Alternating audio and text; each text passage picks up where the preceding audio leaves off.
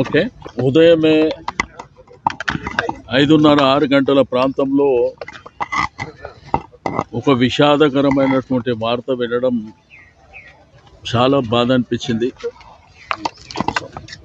దివంగత నేత మరి సాయన్న గారు 40 సంవత్సరాల రాజకీయ చరిత్రలో అనేక సార్లు కంటోన్మెంట్ ప్రాంతానికి ప్రాతినిధ్యం వహించడం, ఆయన లాస్ట్ టైం ఆరోగ్యరీత్యా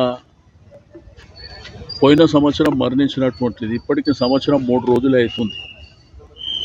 మొన్ననే వారి యొక్క వర్ధంతి కూడా చేపట్టడం జరిగింది. బట్ ఆ రోజుల్లో ఉన్న పరిస్థితుల్లో మరి మా పార్టీ అధ్యక్షుల వారు కేసీఆర్ గారు వారి కుటుంబానికి టికెట్ ఇవ్వాలన్నటువంటి ఉద్దేశంతోనే అమ్మాయికి టికెట్ ఇవ్వడం, అమ్మాయి కూడా మంచి మెజారిటీతో గెలవడం, అంటే కంటోన్మెంట్ ప్రజలు ఆ కుటుంబాన్ని, అక్కడ ఉన్నటువంటి కార్యకర్తలు ఆ కుటుంబాన్ని ఏ విధంగా గౌరవిస్తారో మనం చూసినాం. బట్ ఉదయం ఇటువంటి సంఘటన జరగడం, చిన్న వయసు అమ్మాయి, ఎంతో భవిష్యత్తు ఉంది. భవిష్యత్తులో మరి ప్రజలకు కానివ్వండి విశేషమైనటువంటి సేవలు అందించేటువంటి అవకాశం.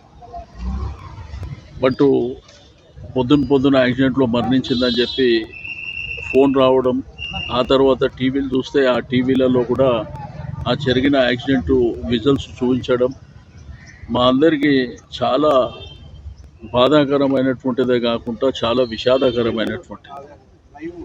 ఇటువంటి సంఘటన జరుగుతుందని చెప్పి మనం ఎవరం కూడా ఊహించినటువంటిది కాదు. బట్ విధిని మనం ఏం చేయలేం కాబట్టి మరి జరిగిన సంఘటన పట్ల మరి ఆ కుటుంబానికి మనము ధైర్యాన్ని ఇవ్వవలసినటువంటి అవసరం ఉన్నది.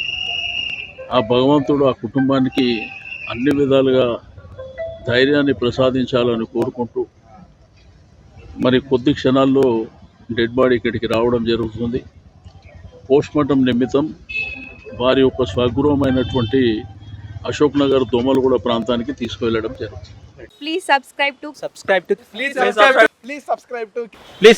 KTV Telugu. KTV Telugu. KTV Telugu channel.